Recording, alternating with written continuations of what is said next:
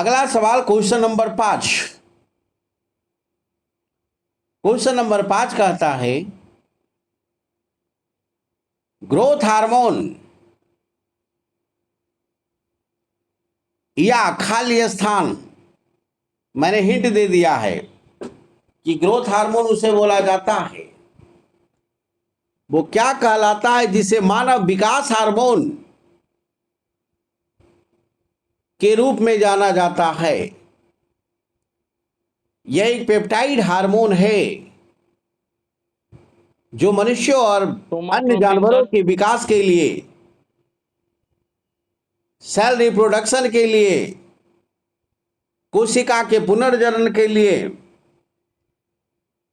इसमें महत्वपूर्ण भूमिका निभाता है। आपका सेल डेवलप होगा, आपका बॉडी डेवलप होगा, ब्रेन डेवलप होगा। ये कौन सा हार्मोन है, जल्दी बताइए। सोमाट्रोपिन। क्या बात है आनंद राज, बिल्कुल सही है, सोमैटोट्रोपिन। सोमैटोट्रोपिन हार्मोन ऑलरेडी ग्रोथ हार्मोन है और रिलीजिंग इसका ब्रेन से होता है, पिट्यूटरी ग्लैंड से होता है और ये सारे फंक्शन को कंट्रोल करता है। इसका मतलब मिड ब्रेन जो आपका पार्ट है, जहां लोग ध्यान करता है, क्यों करता है? ताकि हमारा पूरी तरह विकास हो सके, हम स्वस्थ रहें, मस्त रहें, हमारा सेल रिप्रोड्यूस हो, सेल रिजुवेनेट हो। ये सारा काम सोमैटोट्रोपिन का है। तो इसका उत्तर हो जाएगा सोमैटोट्रोपिन, ग्रोथ हार्मोन। अगला सवाल, अगला सवाल कहता है कि गोल कृमि निमेटोड, गोल कृमि छोटी परजीवी होते हैं जो आपकी शरीर के किस भाग में रहते हैं? ये संक्रमित मल या मिट्टी से फैलते हैं। तो बताइए खाली स्थान पर क्या भराएगा?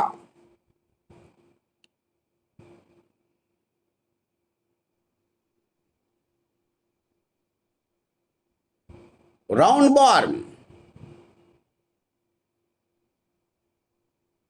इज अ वॉर्म, एक ऐसा कीड़ा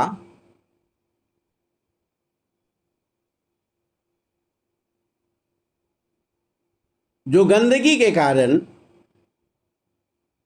आपके पेट में चला जाता है, आंत में चला जाता है। तो कहां रहता है? आपकी आंत में रहती है और ये आपको पूरी तरह आंत को खाते जाता है। खाइएगा तो आपको शरीर में लगेगा नहीं।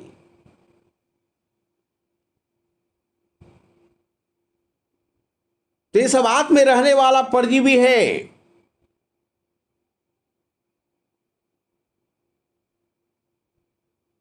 जो आपके शरीर को बरकत होने नहीं देता है।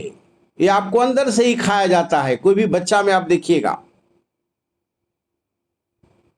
बोला जाता है बच्चों को ये खाता है लेकिन मोटाता काहे नहीं, लग रहा है कुछ इसके अंदर में पेट में कीड़ा है, या उसके स्किन पर रेसेज आ जाते हैं, व्हाइटनेस दाग आ जाएगा बच्चों के ऊपर। क्या कारण है? सर पेट में अर्थवर्म जो हो जाता है बच्चा को। ऑलरेडी आंत में क्या हो जाता है? कीड़ा हो जाता है। इंटेस्टाइन में क्या हो जाता है? कीड़ा हो जाता है, याद रखिएगा। ये परजीवी है, आप पर जीने वाला है, तो आपके भोजन को क्या कर देता है? वो आंत में ही होता है। वो डैमेज कर देता है। मुख्य रूप से आंत में होता है, याद रखिएगा। कृमिनाशक दवाई।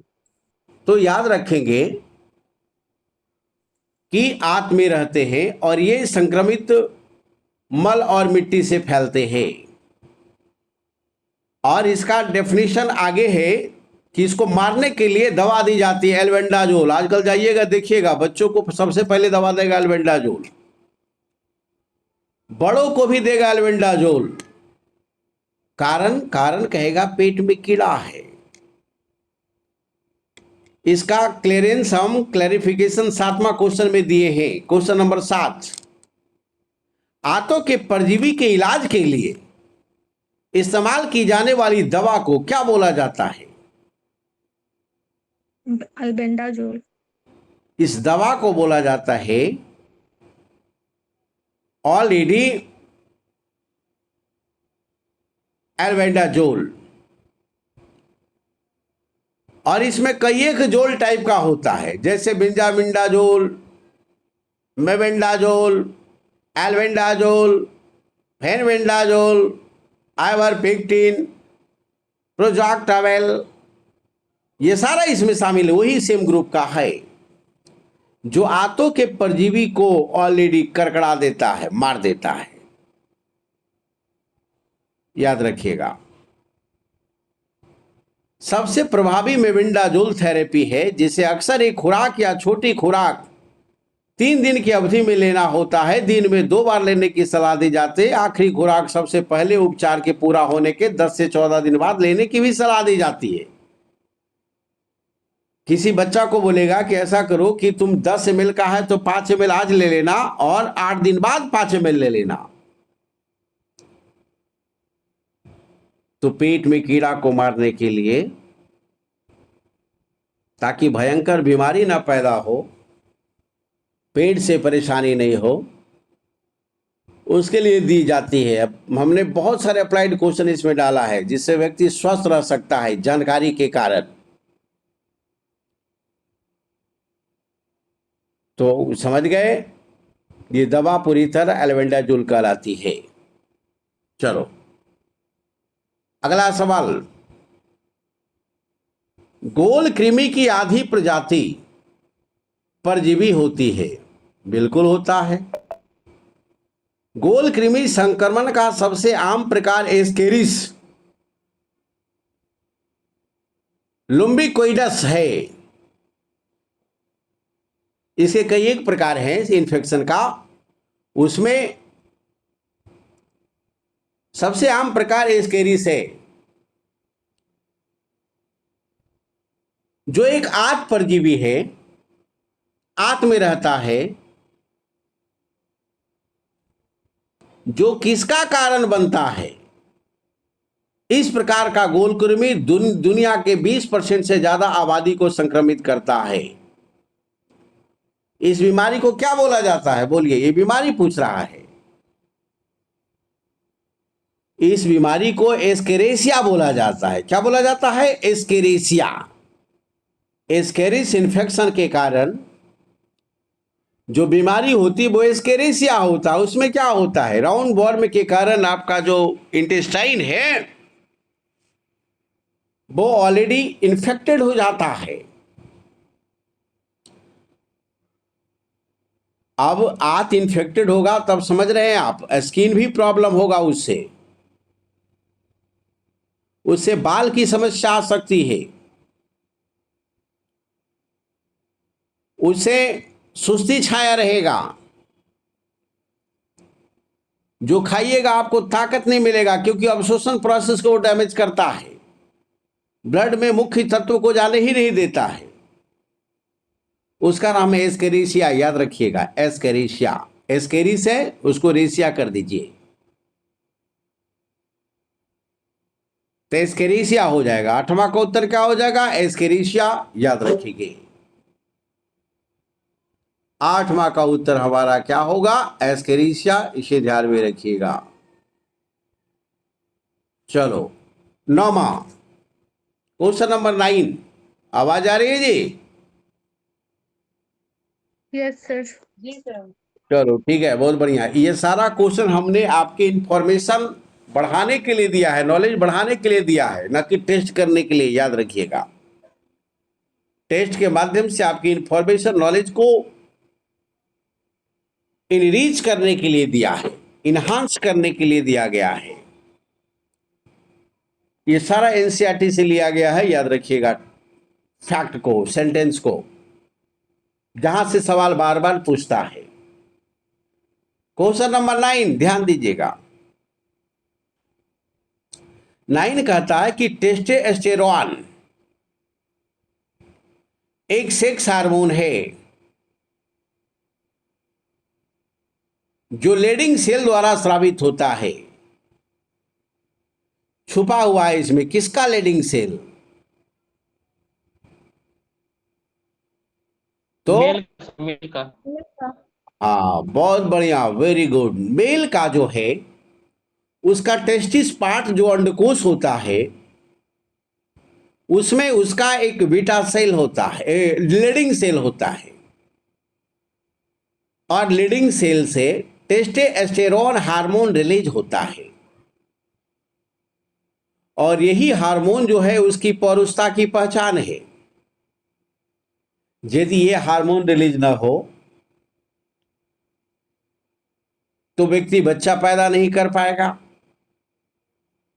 ये हार्मोन रिलीज नहीं हो तो टेस्टिस में उसके शुक्राणु की मात्रा कम जाएगी, तो बच्चा नहीं होगा।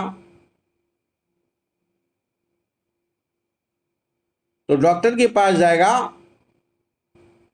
अब बच्चा नहीं हो रहा है तो डायरेक्ट फीमेल को दोष देगा, लेकिन दोष कहाँ है? टेस्टोस्टेरोन में दोष है, उसका सेमेंस में ऑलरेडी स्पर्म की संख्या और क्वालिटी डैमेज है। किस कारण से? टेस्टोस्टेरोन से, याद रखिएगा।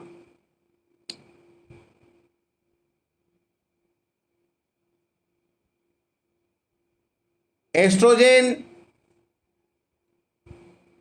प्रोजेस्टेरोन, रिलैक्सिन, ऑक्सीटोसिन, ये सारे हार्मोन फीमेल है, लेकिन टेस्टोस्टेरोन ये हार्मोन मेल है, याद रखिएगा। चलो, तो क्लियर हो गया हमारा? क्लियर है जी? Yes sir. ओके, अगला सवाल, क्वेश्चन नंबर 10। क्वेश्चन नंबर 10 कहता है, क्या कहता है? खाली स्थान गर्भाशय की भीतरी परत है, मतलब ये महिलाओं में जो यूटेरस होता है, जहां बच्चा डेवलप होता है,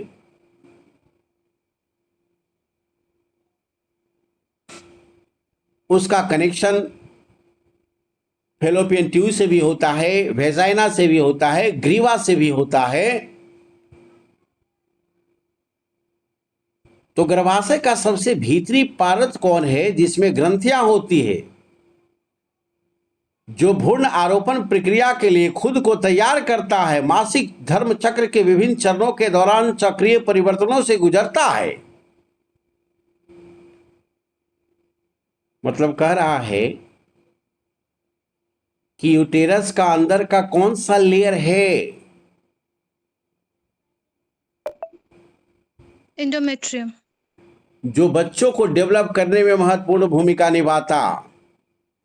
यदि वो ठहर गया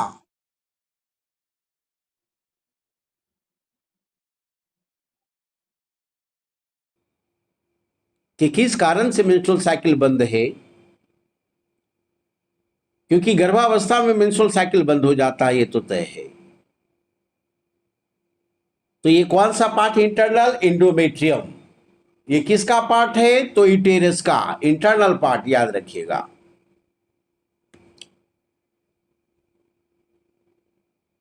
इसी लेयर को टूटने के कारण मेंस्ट्रुअल साइकिल रिलीज होता है, और यही लेयर नहीं टूटता है तो बच्चा डेवलप होता है। 9 महीना 9 मंथ। तो 10वां का होगा एंडोमेट्रियम। क्लियर है? अगला सवाल 11। 11 कहता है ऑक्सीटोसिन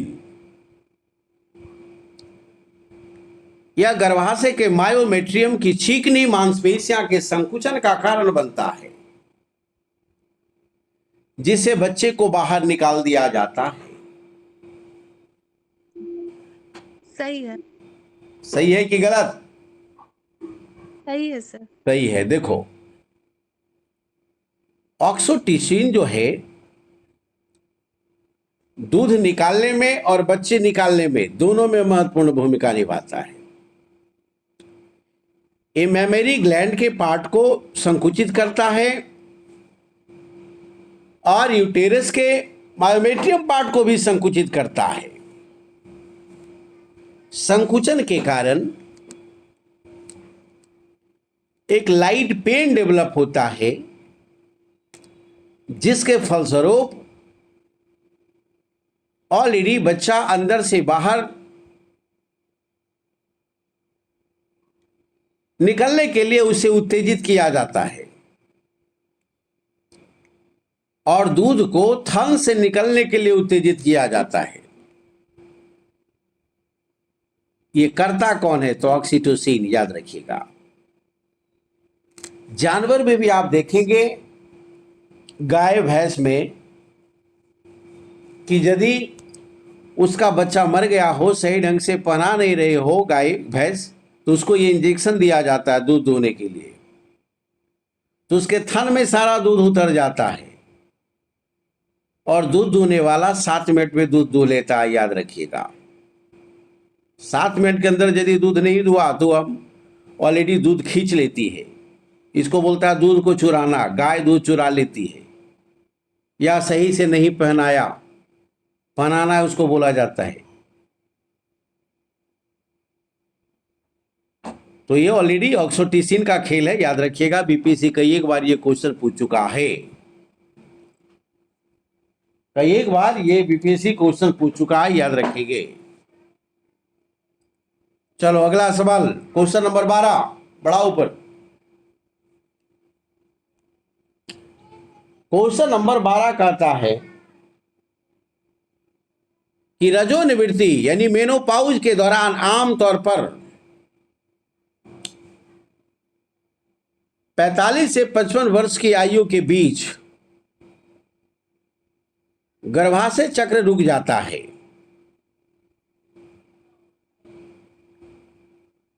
और अंडाशय फलाना एंड चिलाना हार्मोन का उत्पादन बंद कर देता है। एस्ट्रोजन और प्रोजेस्टेरॉन। हाँ, बहुत बढ़िया। देखिए, महिलाओं में क्या होता है, ये 10 से 14 वर्ष के बीच में लड़कियों का एक पार्ट होता है, वो होता है अंडाशय, जिसका कनेक्शन फैलोपियन ट्यूब के मुख से होता है दोनों तरफ। तो वहां से रिलीज क्या होता है? एस्ट्रोजेन और प्रोजेस्टेरॉन हार्मोन। इसी हार्मोन के कारण लड़कियों में आप लड़की का गुण देखेंगे और टेस्टोस्टेरोन के कारण पुरुषों में पुरुषों का गुण आप देखेंगे। लेकिन यह हार्मोन जब तक डेवलप होता है, जब तक चलता रहता है, तो महिलाओं के यूटेरस में ऑलरेडी मेंस्ट्रुअल साइकिल भी चलता रहता है। मां बनने के लिए मेंस्ट्रुअल साइकिल बहुत जरूरी है। No MC no mother. लेकिन यही मेंस्ट्रुअल साइकिल का चक्र बंद हो जाता है, रुक जाता है। कब? अप्रॉक्स 50 ईयर्स, 50 साल में महिलाओं में ये जो हार्मोन का रिलीज है वो बंद हो जाता है। उसी को हम मेनोपाउज बोलते हैं। और इस कारण से उसको कई एक बीमारियां शुरू हो जाती है। कमर दर्द हो जाना, ऑस्टियोपोरोसिस हो जाना, हड्डी का डेंसिटी कम जाना। तो एक प्रकार से एस्ट्रोजेन प्रोजेस्टेरॉन हार्मोन है, ये महिलाओं का युवा होने का प्रतीक है। ये युवा है, ये युवती है। जैसे ही ये डैमेज होता है हार्मोन, इसका मतलब वृद्धावस्था की ओर प्रवेश है और बहुत सारी समस्याएं आती है। और इन्हीं समस्याओं से निपटने के लिए गामा ओरिजिनोल है एक ऐसा खुराक है जो शरीर की आवश्यकताओं को पूर्ति करती है। जापान में इसे दिया जाता है लोगों को, जापान में इसे दिया जाता है और इंडिया में भी इसका सप्लाई शुरू हो गया है, गामा ओरिजिनोल। इससे प्रतिकूल लक्षण बंद हो जाते हैं और महिलाएं काफी अनुकूल महसूस करती है। चलो, तो ये क्लियर हो गया हमारा ऑलरेडी एस्ट्रोजेन और प्रोजेस्टेरॉन 12 का उत्तर। अगला सवाल क्वेश्चन नंबर 13 कहता है कि पीत मतलब वाइल्ड जूस, जो वसा, फैट, विटामिन्स और कोलेस्ट्रॉल को पाचन और अवशोषण में मदद करता है, एकदम मदद करेगा। पीत कहां बनता है जी, बोलो, कहां उत्पन्न होता है? लीवर में। लीवर में। लीवर में उत्पन्न होता है। जमा कहां होता है? पित्ताशय में। फैट में सर। जमा कहां होगा? नहीं, जमा हो पित्ताशय में। जमा होगा सर गॉल ब्लैडर। जमा होगा पित्ताशय। पित्ताशय को ही अंग्रेजी में गॉल ब्लैडर बोला जाता है। पित्ताशय को ही अंग्रेजी में गॉल ब्लैडर बोला जाता है। और पित्ताशय से ही छोटी आंत का ड्यूडेनम पार्ट में रिलीज होता है इसका पित्ताशय, और उसको रिलीज करने वाला जो एंजाइम रिलीज होता है छोटी आंत से, उसका नाम कौन बताएगा? बोलो जल्दी, अभी बताएं।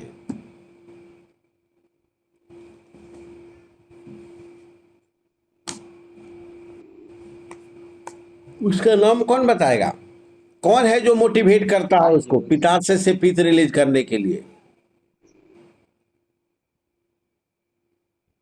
क्वेश्चन नंबर 4 पे जाओ, 4 या 5 पे जाओ, उसका ऑप्शन सी देखो। टोमेटो। हाँ, जाओ 4 देखो।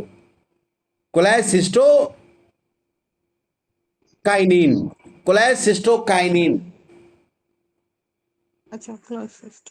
ये रिलीज होता है कहां से? छोटी आंत से। ये रिलीज होने का मतलब कि पित्ताशय को बोलेगा तुम पित्त भेजो, अग्नाशय को बोलेगा तुम अग्नाशयी रस भेजो, तभी यहां का भोजन पचेगा, याद रखिएगा। चलो, तो क्लियर हो गया। तो कहां उत्पन्न होगा? लीवर में, यकृत में। जमा कहां होगा? गॉल ब्लैडर, पित्ताशय में। और काम कहां करेगा? तो छोटी आंत में, याद रखिएगा। तो 13 का उत्तर हो गया। 14 कहता है कि हेपेटाइटिस ए, बी और सी जैसे वायरस के कारण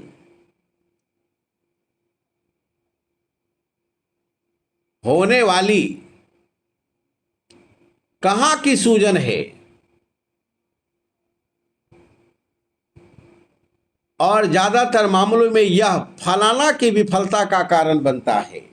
बोलो, हेपेटाइटिस ए, बी, सी होगा तो शरीर का कौन सा पार्ट डैमेज होगा, कहां सूजन होगा और क्या फेल होगा? जल्दी बताओ।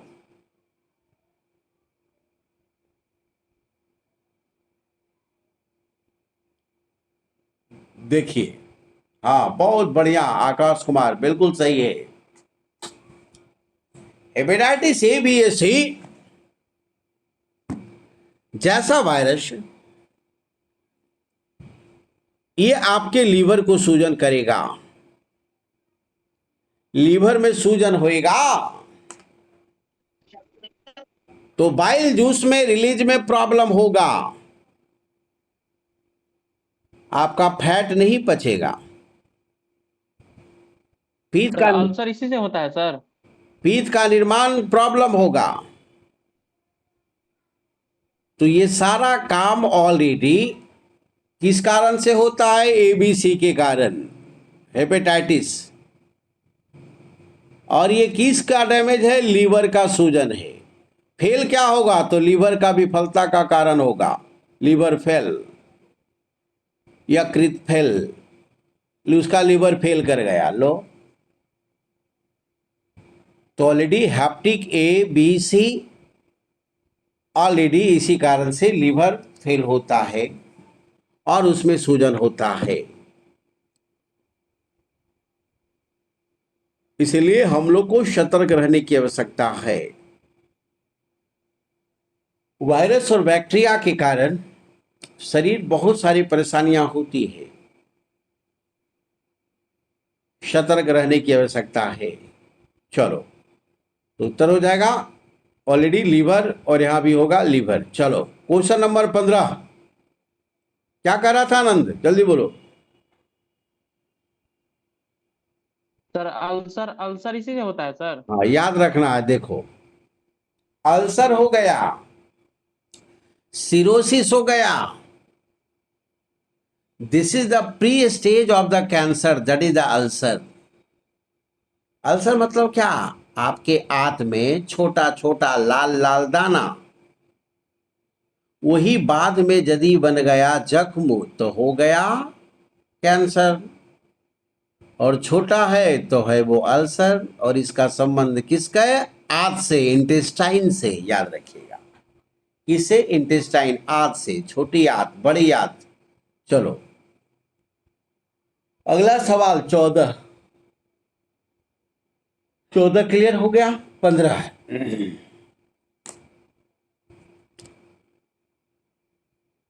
किस कारण से एक रोगाणु जनक जीवाणु मनुष्यों में टाइफाइड का कारण बनता है और इससे बुखार होता है? सैल्मिन और इस बुखार का टेस्ट हम बिडाल टेस्ट करते हैं। बिडाल टेस्ट किस बीमारी में? तो टाइफाइड में। वो कौन सा बैक्टीरिया के कारण टाइफाइड होता है? बताओ। जिससे Salmonella typhi. Very good, Salmonella typhi. Biology में हमने पढ़ाया है, पढ़ाया ना डीजीजी, रोग पढ़ाया ना?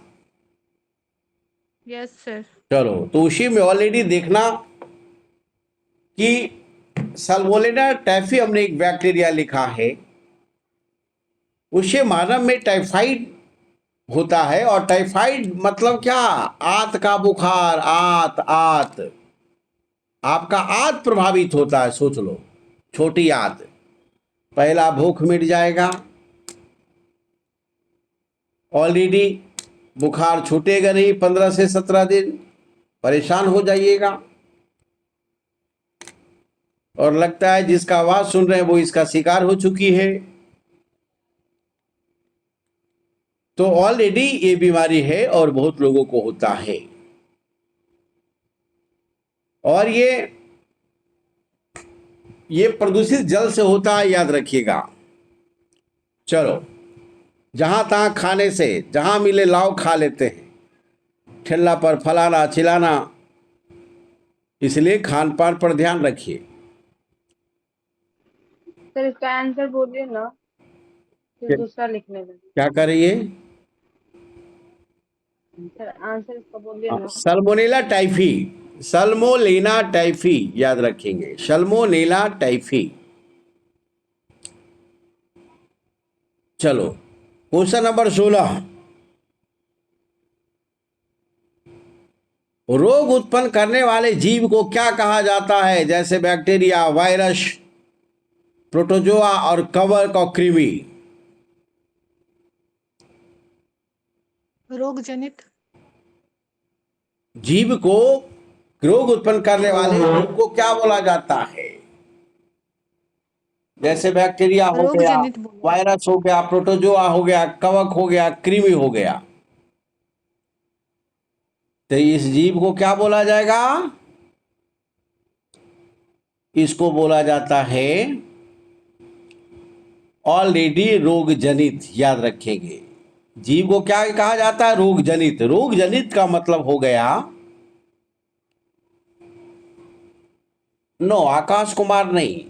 रोग उत्पन्न करने वाले जीव एक थोड़ी को होगा, वायरस ही थोड़ी को होगा। बैक्टीरिया होगा, प्रोटोजोआ होगा, कवक होगा और कृमि होगा। तो ये सारे रोग जनित कारक है, इसी से हमारा बीमारी होती है। Bacterial disease, viral disease, protozoal disease, fungal disease, worm disease. इन जीवों को क्या कहा जाता है? रोग जनित कहा जाता है। चलो 16 क्लियर हो गया। हाँ ठीक है, बहुत बढ़िया। क्वेश्चन नंबर 17, किसी भी रोगाणु या विदेशी निकायों से रक्षा करने और उनसे लड़ने की शरीर की क्षमता को क्या बोला जाता है? रोग प्रतिरोधक क्षमता। हाँ बहुत बढ़िया। रोग प्रतिरोधक क्षमता, जिसको हम लोग एंटीबॉडी बोलते हैं, जिसी को हम प्रतिरक्षा प्रणाली बोलते हैं। इसका आंसर हम देखो नीचे लाइन में दे दिए। प्रतिरक्षा प्रणाली हमारे शरीर को किसी भी संक्रमण से बचाती है और यही किसी बीमारी से लड़ती है। तो जिसका एंटीबॉडी डेवलप होगा, बाहर से आएगा बीमारी, लेकिन लड़कर आपके शरीर को रक्षा कर देगा, डैमेज नहीं करेगा। कब? जब आपका एंटीबॉडी मजबूत होगा। अब देखिएगा, बच्चा और बूढ़ा ज्यादा बीमार होता है, क्या कारण है? कारण है कि उसके थाइमस ग्लैंड में T4 सेल डेवलप पूरी तरह नहीं होता है। बच्चा को देर से होता है और बुढ़ापा में पहले वो खत्म हो जाता है।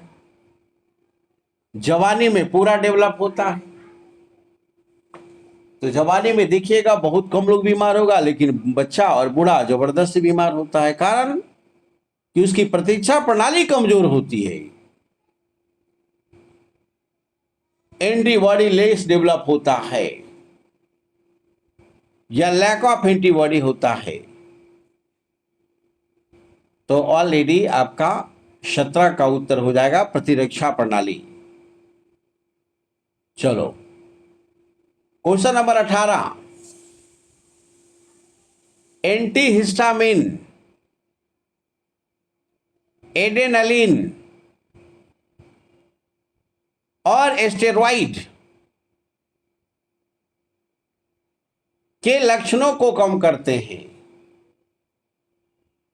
खाली स्थान बताइए, एंटीहिस्टामिन क्या करेगा? किस लक्षण को कम करता है?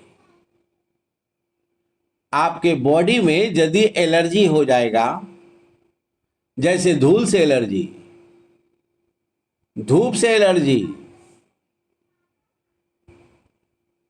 भोजन से एलर्जी, दही से एलर्जी। एलर्जी कारण क्या होता है? पीत बन जाता है शरीर पर, छींक खूब आती है। तो उसको कम करने के लिए कौन सी दवाई दी जाती है? तो एंटीहिस्टामाइन, याद रखना है, एंटीहिस्टामिन दवा दी जाती है। किसे लक्षणों को कम करता है? तो ये लक्षण वो एलर्जी के लक्षण को कम करता है। एलर्जी को कम करने के लिए कौन सी दवा दी जाती है? एंटीहिस्टामाइन। चलो तो उत्तर क्या हो जाएगा? एलर्जी।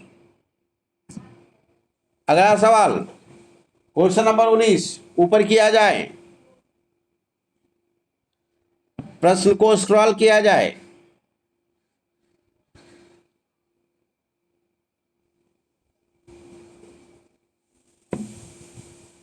चलो क्वेश्चन नंबर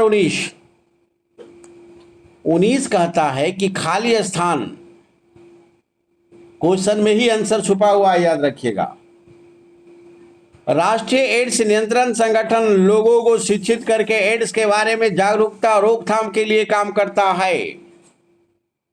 NaCO। हाँ, बहुत बढ़िया। इसी को नाको बोला जाता है, नाको, NaCO। National AIDS control organisation एक ऐसी संस्था है जो लोगों को बताता है एक्वायर्ड इम्यून डिफेंसी सिंड्रोम से बचा जा सके और उसको रोका जा सके।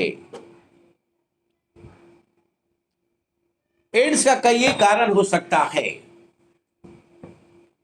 मान लिया ये व्यक्ति को एड्स हो गया है और उसका ब्लड किसी कारण बस दूसरे को चढ़ा दिया जाए तो उसको हो जाएगा। एड्स पीड़ित व्यक्ति को इंजेक्शन दे दिया गया निडल से और उसी निडल से दूसरे को दे दिया जाए, वो हो जाएगा। असुरक्षित यौन संबंधों से भी एड्स होता है।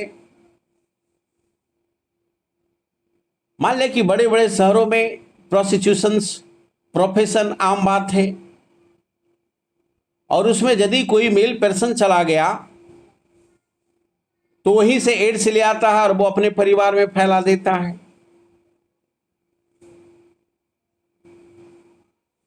तो इसके कई कारण हो सकते हैं। बचाव ये है,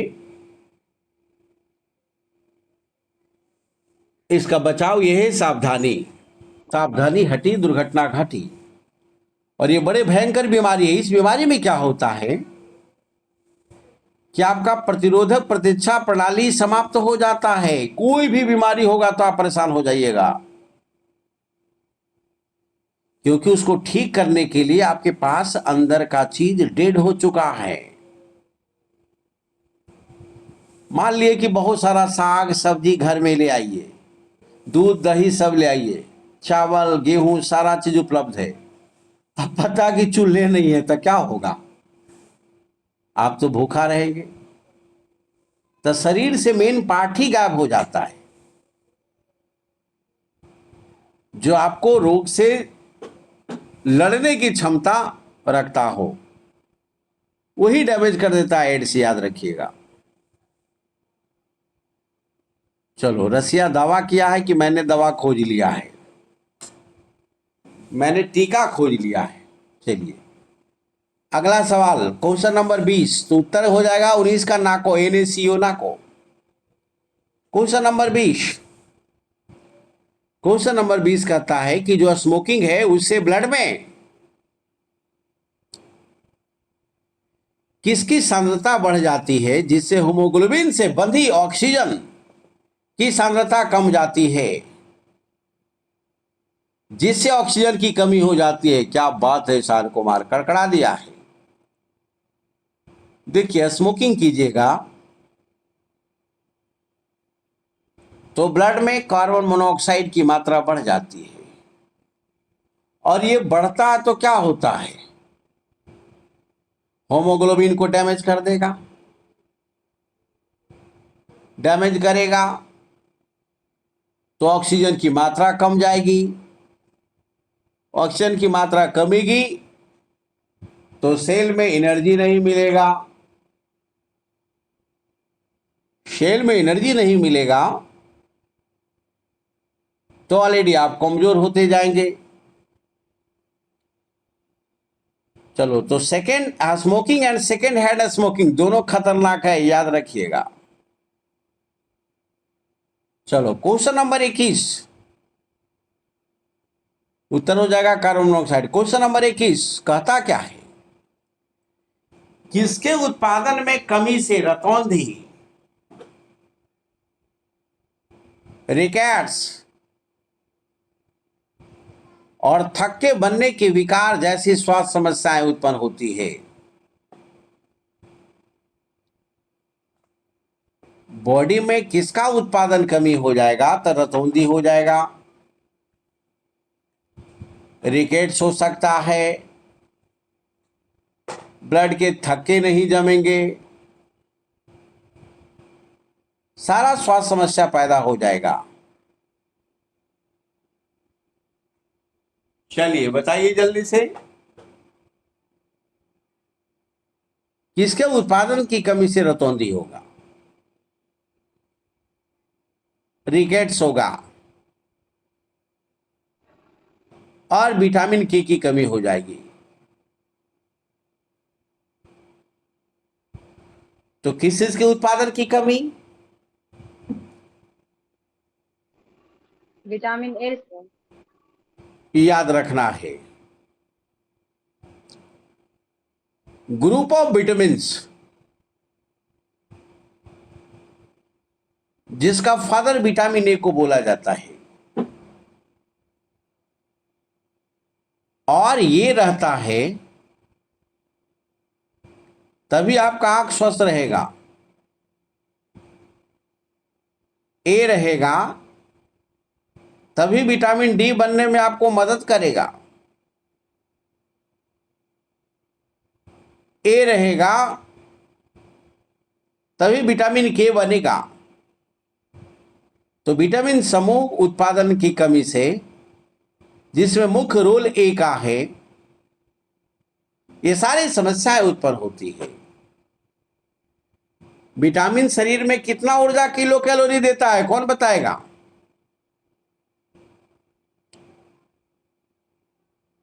शरीर में कितना किलो कैलोरी विटामिन देता है ऊर्जा, कौन बताएगा? 0। बहुत बढ़िया, वेरी गुड। यानी कि विटामिन शरीर में ऊर्जा नहीं देता, कैलोरी नहीं देता, बल्कि ये कैटालिस्ट का काम करता है। एंजाइम क्रिएट में इसकी बहुत बड़ी भूमिका है, पाचन में इसकी बहुत बड़ी भूमिका है। विटामिन और मिनरल्स बॉडी में होना बहुत जरूरी है। एनर्जी सप्लाई 0 करता है, लेकिन कैटालिस्ट का काम करता है, याद रखिएगा। चलो, क्वेश्चन नंबर 22 कहता है किसमें घुलनशील विटामिन में ए डी ई के है शामिल है, बाद में उपयोग के लिए यकृत और वसा ऊतकों में संग्रहित होता है। माने ए डी ई के विटामिन घुलनशील कहाँ है? जो फैट में। वसा में सर। और विटामिन बी सी कहाँ घुलनशील है? डबल उत्तर जल में सर। हाँ, बहुत बढ़िया, वेरी गुड। कह रहा है कि वसा में घुलनशील विटामिन में विटामिन ए डी ई के है, जो कई एक बार सवाल पूछ लिया गया है। और विटामिन बी सी जो है जल में घुलनशील है, जो कई एक बार सवाल पूछ लिया जाता है, याद रखिएगा। इसलिए कहा जाता है कि दाल को ज्यादा धोना नहीं चाहिए, क्योंकि उससे विटामिन बी रिलीज होता है। दाल को ज्यादा पानी से मसलकर नहीं धोना चाहिए, पानी डालिए और गिराइए। तो ऑलरेडी विटामिन बी और सी जल में घुलनशील, ए डी ई के वसा में घुलनशील, फैट में घुलनशील है, याद रखिएगा। विटामिन का खोज किसने किया था? फंक ने। वेरी गुड, बहुत बढ़िया, फंक।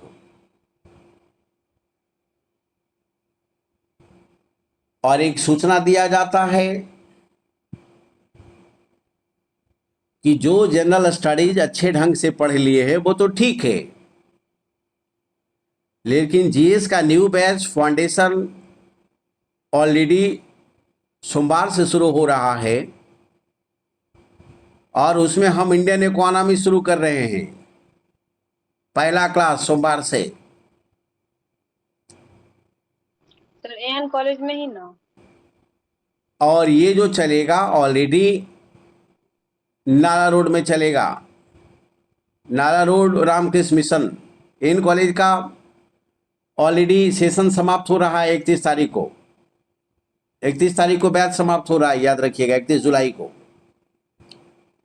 तो ऑलरेडी जो निजी तौर पर कोई स्टडी करना चाह रहा है जीएस का, तो सोमवार से उसको मैं दे रहा हूं इंडियन इकोनॉमी, शुरुआत होगी। ये रोटेशनल बैच है, जो जो सब्जेक्ट खत्म होता है वो नया बैच आ जाता है। तो कल से मैं इंडियन इकोनॉमी शुरू करने वाला हूं। जो भी कैंडिडेट सीरियस होगा उसके लिए स्वागत है। चलिए, तो इस पर इसका नोटिस हम डाल देंगे। तो ऑलरेडी याद रखना है। तो क्वेश्चन नंबर हमारा 22 क्लियर हो गया। क्वेश्चन नंबर 23 पर चलते हैं। क्वेश्चन नंबर 23 का चलते हैं। किसकी कमी से बेरी बेरी हृदय तंत्रिका को प्रभावित करने वाली वार्निक कॉर्सिको सिंड्रोम आमतौर पर शराबियों में देखा जाता है, जैसी स्थिति उत्पन्न हो जाती है। और विटामिन फलाना के अच्छे स्रोतों में साबुत अनाज, फलियां, नट्स, बीज, मांस है। क्या बात है डॉली कुमारी, बिल्कुल सही है। B1 होगा सर। यानी थायमिन की कमी के कारण, थायमिन का मतलब विटामिन B1, थायमिन की कमी से बेरी बेरी और शराबियों जैसा लक्षण दिखता है। इसमें क्या होता है, हार्ट और नर्वस सिस्टम बड़ा कमजोर होता है। इसका मतलब बॉडी में थायमिन की कमी है। बढ़िया निर्णय नहीं लेगा, साहसी नहीं होगा, कमजोर होगा, डरपोक होगा। और विटामिन बी के अच्छे स्रोत में क्या, साबुत अनाज है, फलियां है, नट्स है, दाल है, मांस है। तो 23 में पहला ऑप्शन हो जाएगा थायमिन और दूसरा हो जाएगा विटामिन बी। एकदम विटामिन से एकदम सवाल होगा, याद रखिएगा, इसको एकदम रट लेना है कई एक ढंग से, कई एक सवाल इस पर बनानी है। चलो, तो ये क्लियर हो गया। 24, क्वेश्चन नंबर 24। विटामिन का नाम, विटामिन का नाम कह रहा है। ए को क्या बोला जाता है, रेटिनॉल। B1 को क्या बोला जाता है, थायमिन।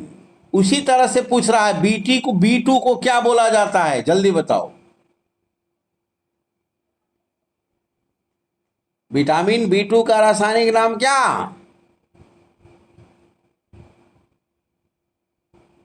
विटामिन B2 का रासायनिक नाम राइबोफ्लेविन है। विटामिन B12 क्या हो गया, साइनोकोबाल्मिन हो गया। ऊपर ले जाओ और ऊपर ले जाओ,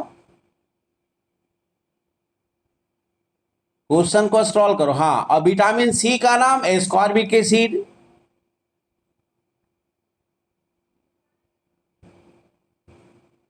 और किस विटामिन का नाम कैल्सीफेरॉल है, बोलो।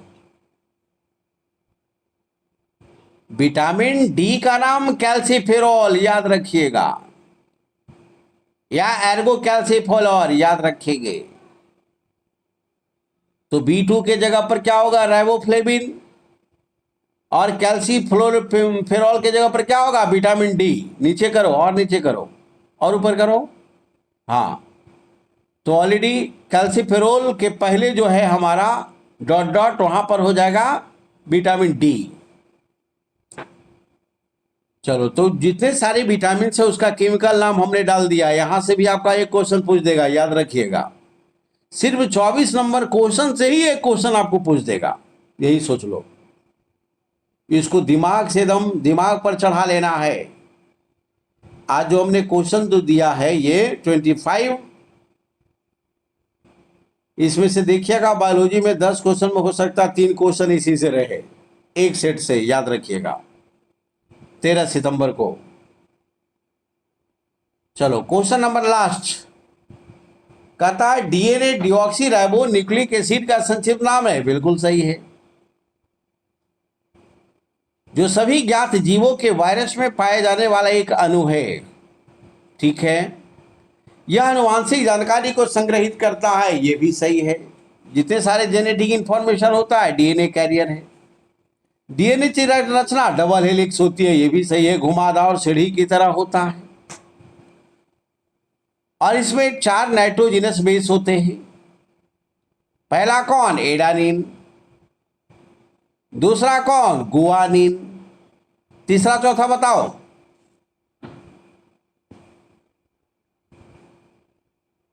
ATGC. ATGC, adenine, thymine, guanine, cytosine, याद रखिएगा। एडानिन, गुआनिन, थायमिन, साइटोसिन, याद रखेंगे। Adenine, guanine, thymine, cytosine. और यही थायमिन के जगह पर यदि आरएनए होगा तो उसमें क्या होगा? जल्दी बताओ श्वेता कुमारी। यदि आरएनए होगा तो ये 4 के जगह पर एक हट जाएगा और एक नया जुड़ जाएगा। क्या होगा?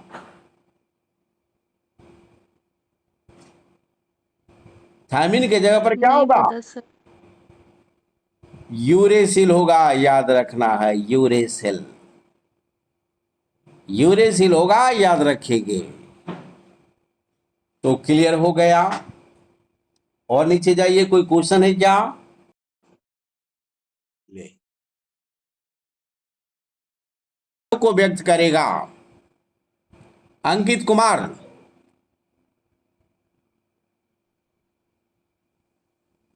Yes sir. डिस्कशन से लाभ हुआ? लाभ हुआ तो कैसा लाभ हुआ? ठीक है सर। क्या ठीक है? बहुत अच्छा है क्या फायदा हुआ सर। इसमें? सीखने को मिला सर, सीखने को सर। बहुत बढ़िया, very good. Vimal Kumar, what's your view about discussion? Dolly Kumari. Yes sir, yes sir. अत्यधिक हेलो। प्रभाविकारी है। हाँ, कैसा अनुभव रहा विमल कुमार? सर बहुत अच्छा है सर। कम से कम सर 25 क्वेश्चन में सर डेढ़ घंटा सर खींचा खींचा गया, समझ ना। चलिए, इसका एक मतलब क्वेश्चन से सर 10। अब बहुत बढ़िया। एक क्वेश्चन से 10 क्वेश्चन यानी 25 क्वेश्चन यानी 250 क्वेश्चन के बराबर है। Yes sir. चलो, very good, thank you. Dolly Kumari, what's your reaction? जी सर, बहुत प्रभावकारी रहा। क्या बहुत कुछ सीखने प्रभावकारी को कैसे नया है? नया। प्रभावशाली कैसे है ये? सर सर, जितने क्लास करवाए थे ना, उसमें चीजों जो क्लियर नहीं हो पाया था, आज बहुत अच्छे से हो पाया। चलिए, वेरी गुड, बहुत बढ़िया। चलिए, Dolly Kumar. Anand Kumar, yes sir. What's your view? इस डिस्कशन से क्या लाभ हुआ? इस प्रश्नोत्तर से सेशन से क्या लाभ हुआ आपको? Sir examination point of view से सर बहुत फायदेमंद रहता है। बहुत बढ़िया, वेरी गुड। चलो, Neha Kumari, Neha Rani, what's your view about discussing questions and answer? यह इस क्वेश्चन से काफी बेनिफिशियल रहा और बहुत सारी जानकारी मिली। जानकारी मिली। चलिए, और ये जानकारी आपके एग्जाम के लिए बहुत महत्वपूर्ण है, इसलिए आप लोग दोबारा इसको रिपीट करेंगे। चलो, प्रीतम।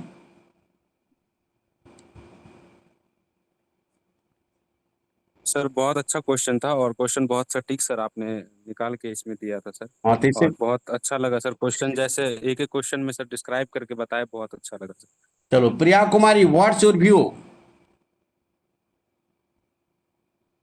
सर बहुत हेल्पफुल था ये डिस्कशन। एक्चुअल में आपने जो विटामिन का केमिकल नेम बताया, हमें एकदम आइडिया नहीं था मुझे उसके बारे में। बहुत हेल्पफुल हुआ ये। क्या बात है, बहुत बढ़िया।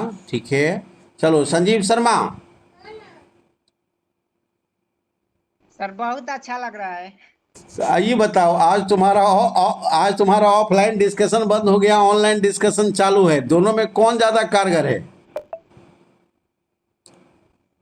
सर दोनों अच्छा है। अरे, बहुत तेज है तुम। चलो ठीक है, श्वेता कुमारी, व्हाट्स योर व्यू? सर बहुत अच्छा रहा ये टेस्ट। हम तो कहेंगे सर, हर दिन आप जो जो पढ़ाते हैं उसका 10 मिनट या 15 मिनट पहले आप उससे क्वेश्चन पूछिए सभी से। जो आज पढ़ाए हैं नेक्स्ट डे उससे पूछिए जो पढ़ाया गया। इस तरीके से और ज़्यादा ज़्यादा सही रहेगा। चलो, एक ये नया कहना। विचार आया, इसको हम लागू करेंगे। Yes sir. ठीक है, दैट्स ऑल, आज की सभा यही समाप्त की जाती है और कल से फिर हम लोग कल 8 बजे रात से साइंस का डिस्कशन जो हमारा बचा है उसको हम पूरा करेंगे। दैट्स ऑल, जय Hind. Thank you thank sir. You.